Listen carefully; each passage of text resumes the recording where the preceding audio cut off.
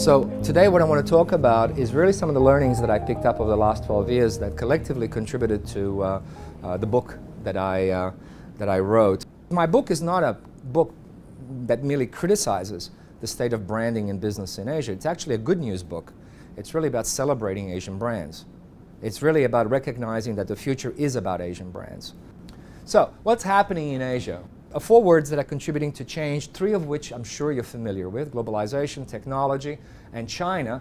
The 4th driver is brand, the power of brand. The region is awash with very, very, very good brands. It fails to really demonstrate excellent brands or great brands. The top 100 brands as measured by Interbrand and Business Week, this was in 2007, the only non-Japanese Asian brand is Samsung. You fast forward to 2010, guess what? Only Samsung is there. Why? 5 reasons in my book. You've got myopic CEO leadership. You've got people in the company who are not willing to challenge the CEO and no innovation that's coming up. You've got third-party suppliers that are listening and providing whatever it is that these companies want in the first place. You've got government agencies that are doling out money to encourage this whole system to happen, right? And in the end, it's all been communicated or miscommunicated through bad advertising. When was the last time you saw this kind of a fuss when a brand, an Asian brand, was launched? And the same scenes were repeated for the launch of the iPod and the iPad. And in fact, anything that's got an I is going to create this kind of commotion. And this is about buying product. Hey, high five, I managed to pay and buy something and provide revenue to a company. They're celebrating the fact that they're actually contributing revenue to a company. That is the hallmark of a great brand, not a good brand. That is what defines or has defined the American century. So you're going to have that to define the Chinese century. The interesting thing about the American century is that they went beyond products and services. They went into ideas. They went into entertainment. They went into people. Everything about America began to be aspirational. So that's the only benchmark we have, right? So the question that emerges is, how is the Chinese century going to do that? Because the Chinese century is diametrically opposed to all of that. We're talking about Chinese brands that are going to define you and me and our children. And I'm telling you now, it's going to happen. So there's this massive paradox, which is why the title of this presentation is The Paradox.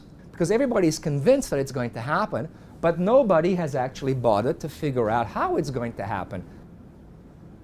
Our company is interesting. We've been in Asia now for 6 years, as David suggested earlier on. And we only have 2 kinds of clients that consider us as potential companies to do business with. We have those companies that run to us, make a beeline, and those who run away from us. We're not in the middle. We're not this wishy, warm, fuzzy thing, you know. Why? Because in Asia, when you're dealing with middle managers, they don't want to take bad news to their bosses. They want information that can be sanitized, that can be massaged, that can be this, that can be that. We don't. We have people know us. We tell it like it is. It's brutal. The problem is you got CEOs from companies that haven't created their brand blueprints. Because one big thing that I want people to take away from my book is that brand blueprints are not created from third parties. They're created internally. You create your own brand blueprint. How absurd is it for companies to go outside? They think they're very clever. They go to advertising agencies for one and say, you want my advertising budget? Okay, you create my brand blueprint. And a lot of advertising agencies, we're not going to say no because the budgets are at stake. Say, sure, we'll do it. So what should be done in 6 months, 9 months internally, through the assistance of consultants perhaps, but internally is done in 2 or 3 weeks by advertising agencies. They make it up as they go along. So you've got this process that's missing. This element of the brand blueprint, which is really your identity, which never changes, is made up by these guys who ultimately execute.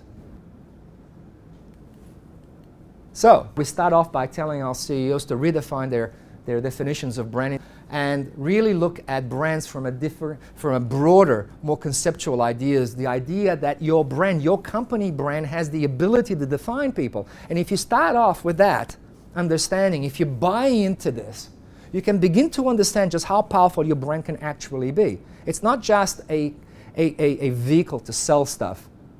It is a vehicle to enter, or it is a catalyst that would allow your brand to enter the orbit of people's lives, individuals' lives, and that provides a great deal of power.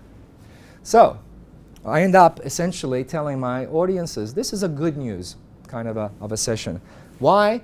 Because I essentially believe that there is greatness in Asian brands. I believe that Asian brands, very much like Japanese brands, but much faster. It'll be thunderous. It'll be lightning. Relatively speaking, a lightning strike. Asian brands will come out of nowhere, led by Chinese brands, and we are going to be left dazed and confused, wondering where the hell are we here? Remember we talked about CEOs? Well, we have a new generation of leaders. They're young and up-and-coming individuals that are getting their training at Harvard and Princeton, and then are coming to Asia and integrating those business disciplines to local realities, cultures and values, and they're creating hybrid cultures and hybrid strategies. They are going to create the companies of not the day after tomorrow, but tomorrow. Thank you very much for your time, your patience. I hope that was of some interest and some value.